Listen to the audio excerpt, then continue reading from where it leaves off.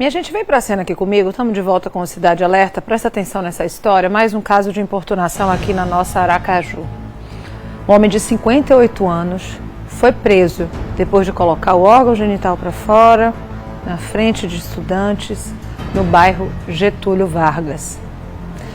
Ele ficava escondido num terreno e depois, quando as adolescentes saíam, ele se exibia.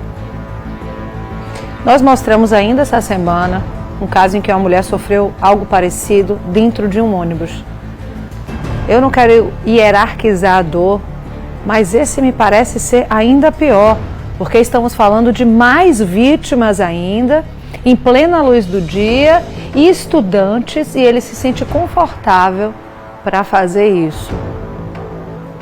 Já são 2 jovens que relatam esses abusos sofridos por esse homem de 58 anos.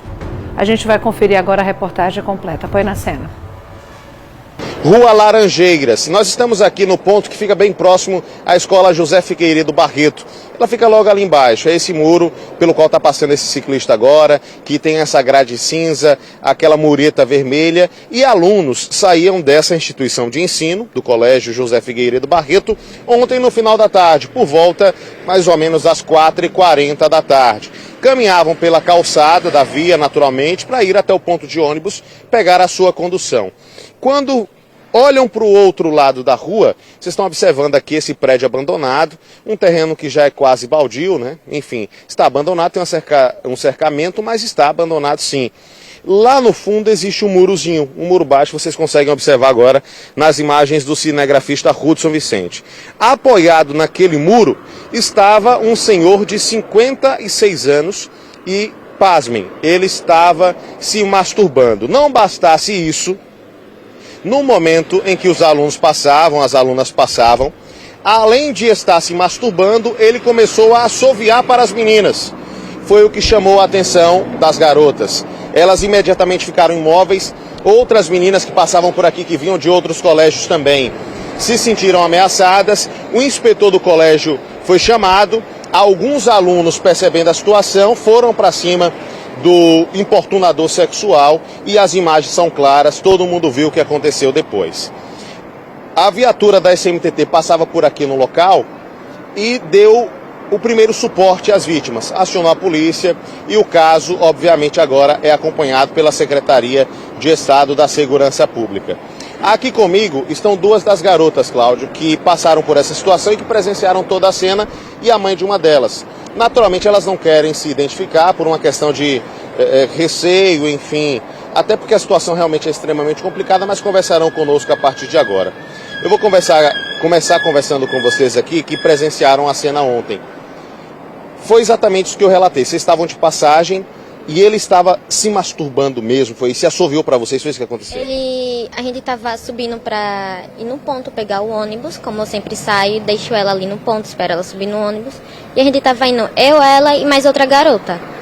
E eu escutei alguém fazendo psiu, eu olhei para trás, achando que seria um dos nossos colegas. Quando eu olhei para o lado, ele estava ali no muro, escorado, se masturbando e olhando pra gente. Eu puxei elas pra cima. Isso a céu aberto, tudo claro, sem nenhum tipo de pudor. Sim. Ele tava ali e eu fiquei chocada, Eu congelei na hora e fiquei... Demorou a acreditar que estava acontecendo? Até agora não caiu a ficha direito, então... Parece inacreditável isso, Sim. Quando você presenciou toda essa cena, como foi que você se sentiu?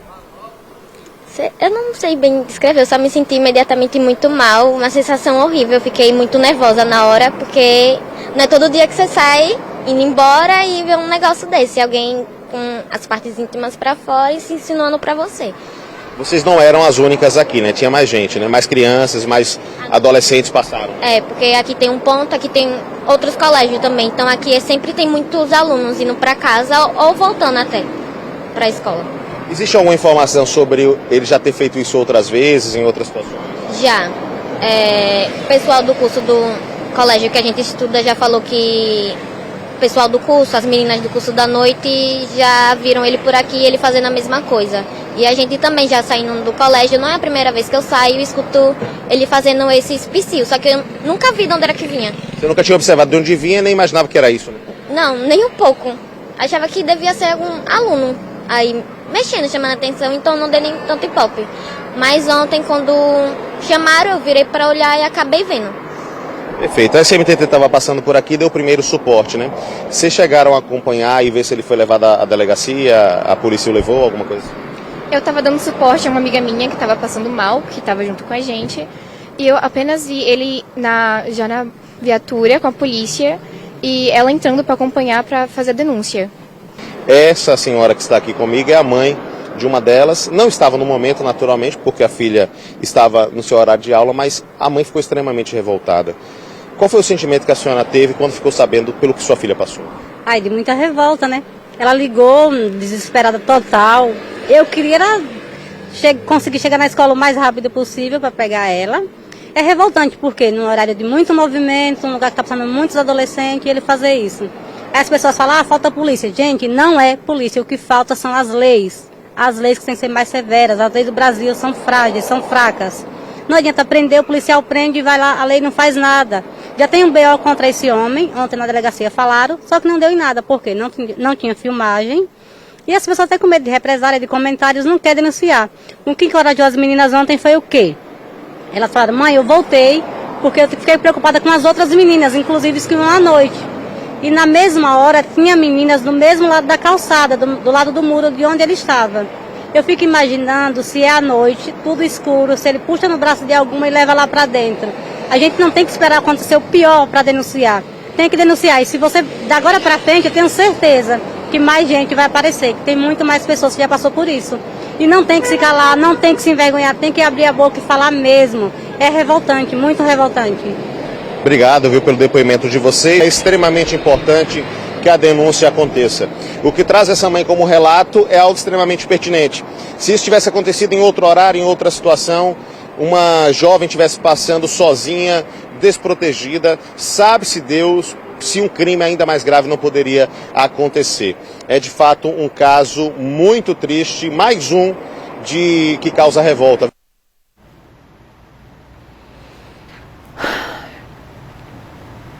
A gente está falando de adolescentes, tá, gente? Estamos falando de pessoas que estão nesse momento construindo a sua vida, a sua referência, enfim.